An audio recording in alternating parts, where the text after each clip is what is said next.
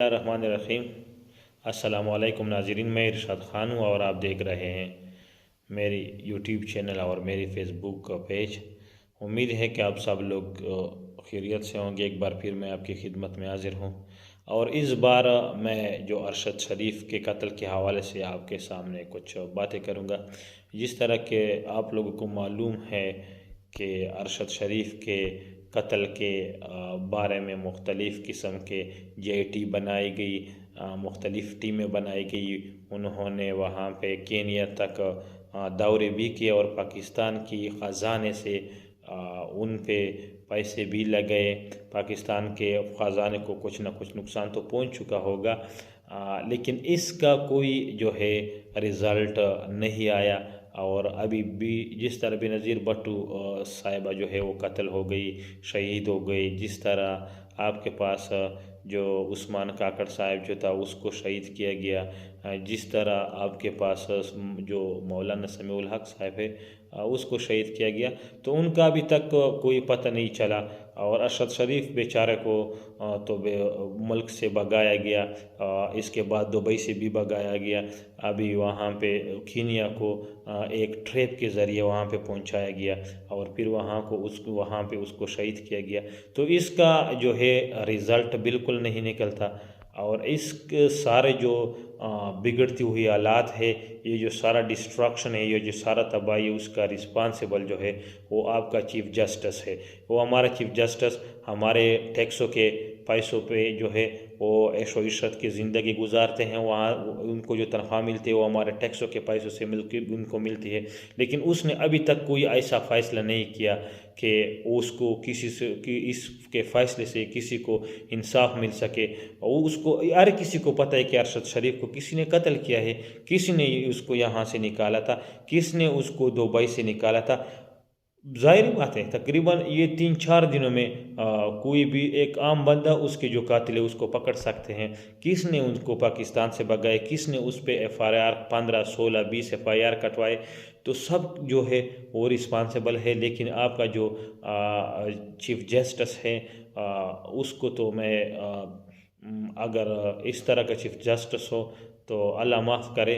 पाकिस्तान की जो सबसे बिगड़ती हुई हालात है उसका रिस्पांसिबल पाकिस्तान का जो चीफ जस्टिस है, पाकिस्तान की जो अदालत है। अगर आप किसी को इंसाफ नहीं दे सकते, if you are unable to give justice to anyone in the society, then it is for you, it is good for you to leave your job. अगर आप ये नहीं कर सकते, अगर आप किसी को इंसाफ नहीं दिला सकते किसी के डर की वजह से या किसी की खौफ या प्रेशर की वजह से, तो अपना जॉब जो है उसको छोड़ दे, किसी और को चीफ जस्टिस बना दे। हो सकता है कोई मर्द मोमिन, कोई इतना गैरतमंद बंदा जो है, कोई पाकिस्तान का इतना गैरतमंद जुरतमंद बेटा है जो अपने उसको खौफ और जो डर है उसको बलाए ताक रखे और अपनी ईमानदारी के साथ फैसले करें। तो हमारा तो चीफ जस्टिस से ये मुतालबा है, चीफ जस्टिस साहब अगर आप इस किस्म के फ़ैसले में आप जो है रोल अदा नहीं कर सकते, तो आपको अपनी जॉब जो है उससे, अपनी नौकरी से जो है उससे मुस्तफ़ी होना चाहिए। ये सब जितना भी मैस, जितना भी बिगाड़, जितना भी अफरा तफरी, जितना भी टर्माइल, जितना भी इंतशार पाकिस्तान की सोसाइटी में बना हुआ है, वो सिर्फ़ और सिर्फ आपकी वजह से बना है, वो चीफ़ जस्टिस की वजह से बना है।